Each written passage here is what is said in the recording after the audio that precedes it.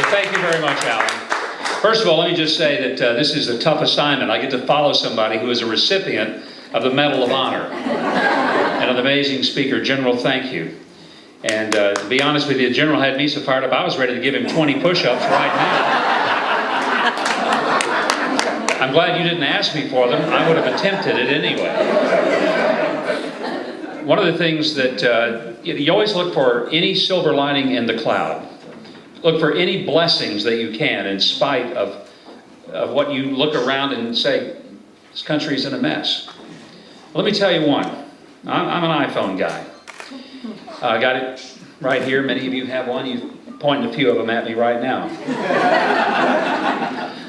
There is a service you can pay that if you lose your iPhone, they can find it. I'm going to save you some money. You can give it to Secure America Now instead. I've decided that if I lose my iPhone, I'm just going to call the government and ask them where it is. They seem to know.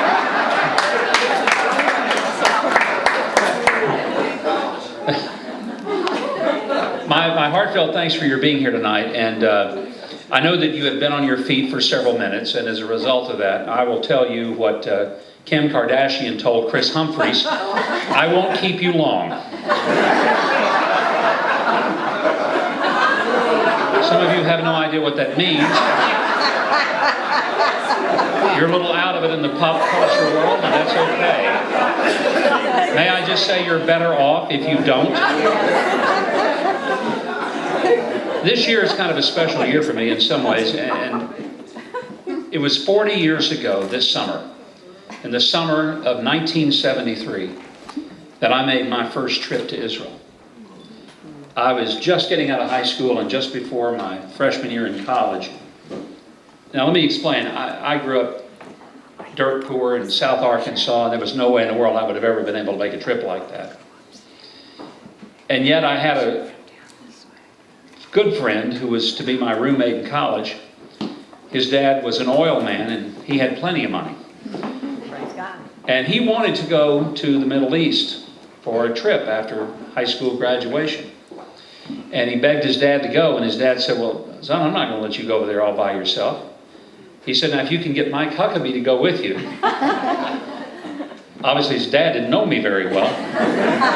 He said, if you get him to go with you, I'll pay his way. I'll feel better if he was over there. At least kind of maybe the two of you won't get in a whole lot of trouble. So that's how I got to go 40 years ago this summer, just a couple of months before the Yom Kippur War. I look back on that and I think, my heavens, I can't believe we did what we did. We went to Syria, we went to Turkey, Jordan. We went all over the Middle East. We went to places that I couldn't go today. We went to Lebanon and to Beirut and to Baalbek and all kinds of remarkable places. And it was an incredible education. But something happened to me on that trip. I always felt that if I could get to Israel, I would really love it. But something happened the very first time I went. I've never been to a place where I'd never been, but when I got there, I felt that I was at home. And it's not a political connection, it's a spiritual connection for those of us who are possessing deep faith. And you go to Israel and you just feel like these are the places that I've grown up, I've heard about them, I feel like I've been here. And that's when I first fell in love with Israel. I've been going back now all these 40 years. And every time I go, I learn something new. I see something new. I never get tired of it. It's the one place that when the plane lifts off and leaves Israel, I'm trying to figure out, when can I get back? And people ask me sometimes, you've been so many times, well, why do you keep going? I said, because I will never draw enough water out of this wonderful well to fill my thirsty soul, is why. But I tell people that there is a unique relationship the United States has with Israel that I'm not sure a lot of people fully understand it until they go. The relationship that the United States has with Israel is not organizational. It is organic.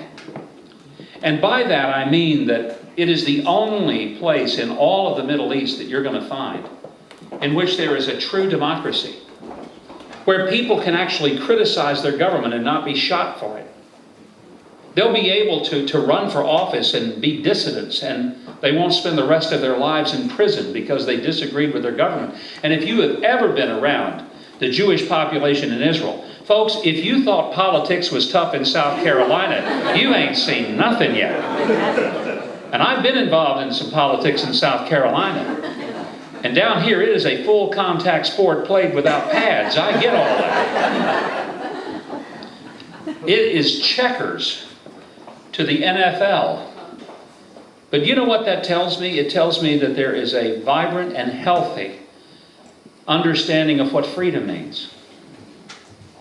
Many people in our own country do not understand this organic relationship, but there is no country on earth that more mirrors our own experience of a people than that of the Jewish state of Israel.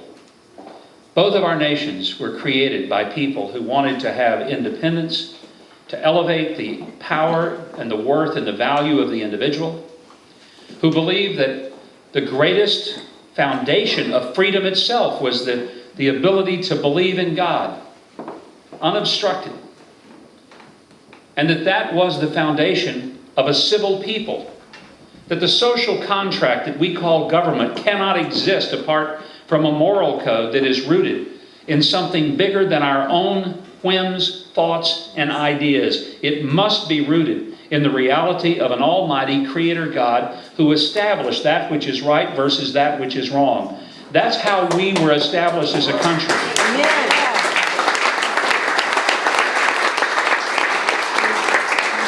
And it is exactly how Israel was established as a country. Like Israel, our country was created by people who broke from their own historic motherland and wanted to create a different kind of nation that would in fact empower the individual. And that's exactly what you find in Israel. Both of our countries were created by those who knew that they were escaping a galloping terror that was coming after them. The terror of tyranny and the taking away of individual freedom. And in both cases, our countries were established by people who were willing to spill and shed their own blood so that their children and their children's children would be able to live in a freedom that they knew was only one generation away from extinction if they failed to fight for it. And one of the reasons that I partner with Secure America now and am participating with them is because we're living in a dangerous time. And when the general said that both parties are at fault, I shamefully had to nod my head and say, he's right. This isn't a Democrat problem, and it's not just a Republican problem, it's an American problem, because we've forgotten who we are. And if we don't know who we are, it's hard to know where we're supposed to be headed. If you woke up in the morning and you had complete amnesia, and you didn't know your name and your spouse's name and your address and where you're supposed to go to work, and you didn't know where the rooms in your house were, I think it'd be fair to say you would be lost and disoriented. And I think it'd be fair to say that America is acting lost and disoriented because we've forgotten who we are. We've forgotten where we've come from.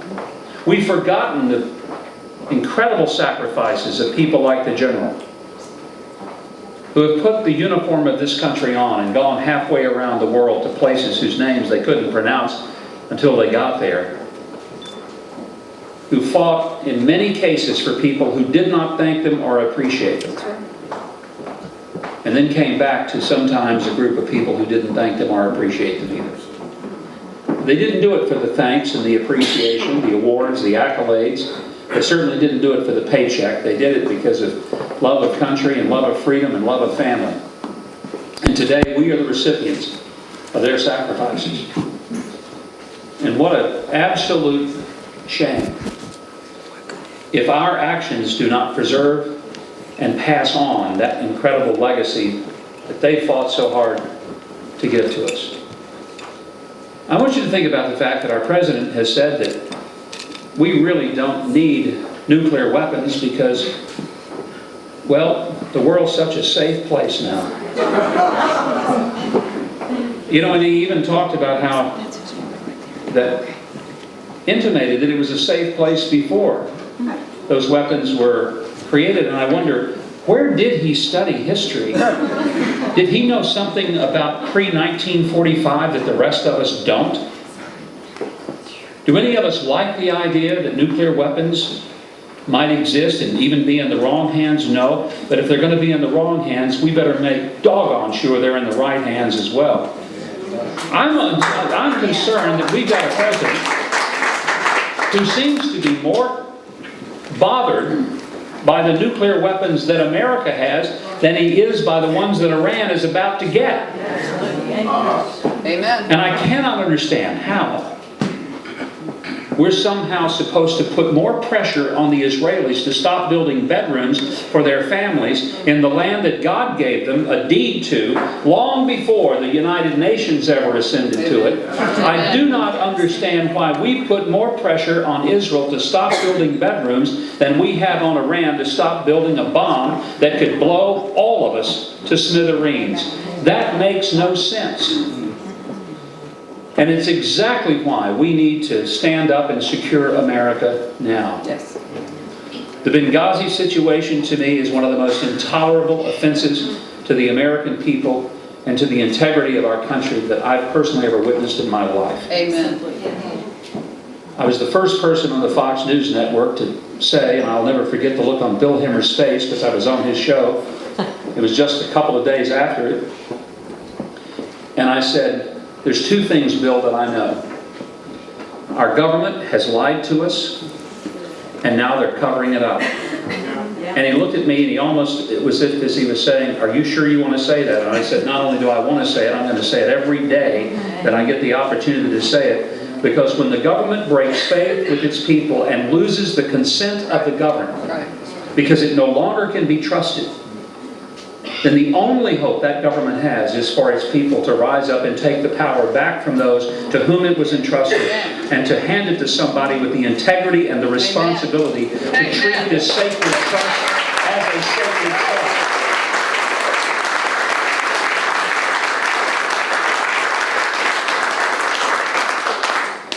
And that's why I believe that it's not enough for the president to say, we're going to get to the bottom of Benghazi. Folks, he hasn't gotten to the top of it yet, much less to the bottom of it. And there seems to be very little interest on the part of this administration to ever admit what the truth was. Because I think the truth would not be very favorable to this administration. But only the truth can set us free. That's right.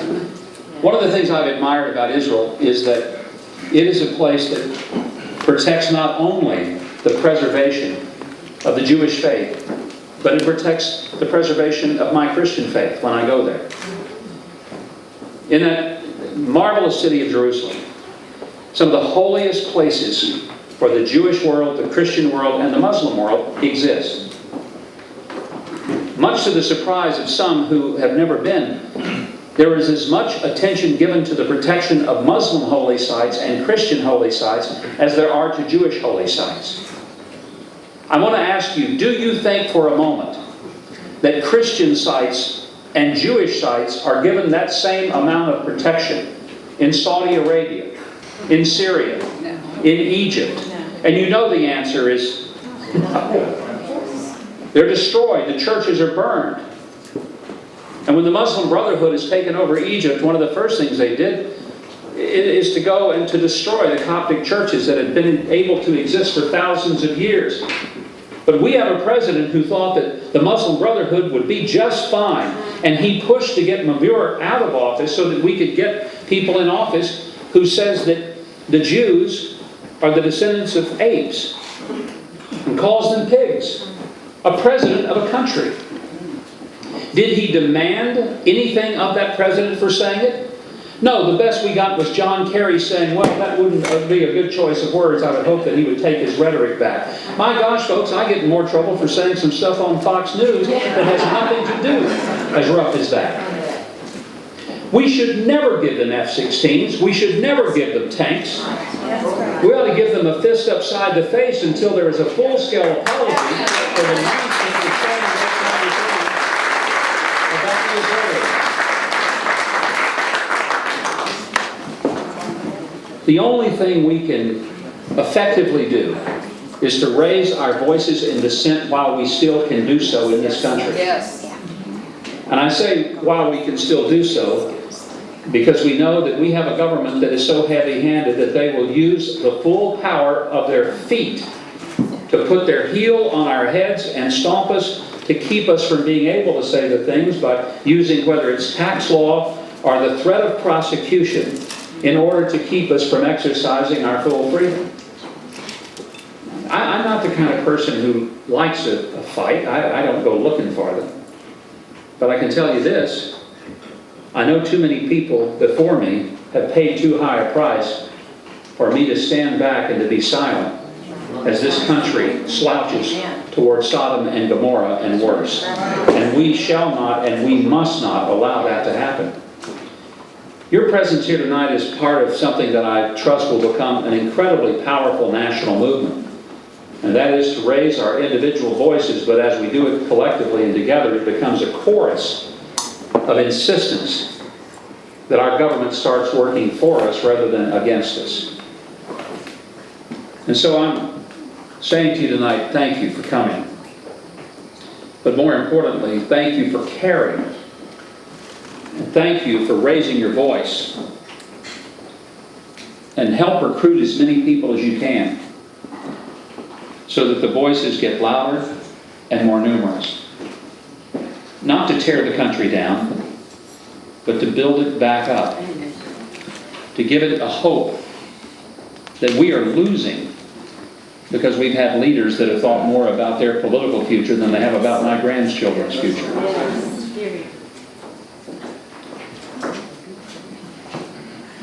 When I went to Israel, first time with my children, and they've been many times since. My daughter was 11 years old. I took her to Yad Vashem. I always take groups that I take over there to Yad Vashem because I don't think you can really understand Israel without going there and to Masada. And sometimes people say, well, those aren't Christian sites. And I say, I understand that. But you won't understand Israel without going to those two places. And so my wife and I talked about whether Sarah, who was 11 years old, was going to be able to fully comprehend Yad Vashem, and would it be too overwhelming to her? So I decided I would take her through, and at some point she became overwrought in the emotional impact of what she would see, then I would take her out. So we walked through, and you've been to Yad Vashem, and this was a number of years ago when it was more organized in a chronological way. And with each part, whether it was the Warsaw ghettos, all the way to the extraordinary prison camps and the death camps of Auschwitz and Dachau, my daughter didn't say anything. She just looked at the pictures and she stared and she would read the inscriptions. And when we came to the end of Yad Vashem, there was a guest book that you can sign as you leave. And my daughter walked up to the guest book. She took a pen that was in my pocket, took it out of my pocket, and I watched as she walked over to the guest book, and I stood behind her, looked over her shoulder. She wrote her name and address in the guest book, and then there was a place for comments, and I wondered, would my daughter write something there that would give me some indication if she fully understood exactly why it was so important that we never forget what happened. And I watched her write words I'll never forget. She wrote these words: why didn't somebody do something? That's all she said. With that, she put the pen back in my pocket, and I tell you to this day, I've never had to ask my daughter, did she get it? My daughter's a little activist. She's 31 years old. She has her own daughter and about to have a son that will be born in October of this year. And you will never find anybody whose convictions are any stronger about her country and her God than my little girl. And I believe some of it happened to her at Yad Vashem when she realized that freedom is one generation away, when people forget how precious it is, and when people stand and say, they're not coming for me, so it does not matter. This January, my wife and I went to Auschwitz and Birkenau. I wanted to go there, and I wanted to see firsthand. I've seen the pictures, but I'll never forget the chill that went over my body as I stood in the chamber of death where more than 1 million people were marched to their murder. And I thought, how could something so horrible happen at the hands of people who supposedly were educated, sophisticated, and far too advanced? And I realized it happened because there's no one who stood up and said, no, you will not. And I've said many times, I don't want ever to be the person about which some future generation looks at me and all of us in this room and asks, why didn't somebody do something? We're the somebodies. And we got to do something. Thank you very much.